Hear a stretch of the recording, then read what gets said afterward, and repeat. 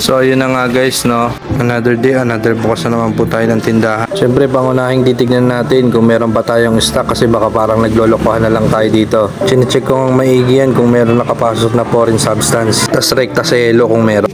Nagpakulo na nga rin tayo dyan ng tubig para sa ating iinumin. Rumekta na nga tayo sa paghihiwa habang hinihintay natin kumulo yung tubig. Yan ang tinatawag na multitasking. Hiniwa nga natin yung mga dahon-dahon na yan into molecules. Kasi kung gagayatin natin ng malalaki yan, itatanim ko ulit yan. Nagamit kasi namin yan sa takoyaki. Kasi kapag hindi nakaprepare yan, natataranta. Kaya bago dumagsa yung mga tao, kailangan nakaprepare na. Umulo na nga yung tubig, kaya tinimpla ko na yung lumot na nakuha ko sa ilog dyan sa likod. Maganda naman yung epekto sa akin na wala yung acid reflux ko. Kaso nabulag ako, yun yung side effect. Dalawa na din yung tinimpla ko dyan. Tinimplahan ko na din si Ate Joanne kasi baka sabihin niya hindi ko siya mahal. Pero biro, effective naman sa amin.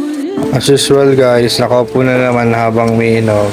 Like, follow, and share for more videos!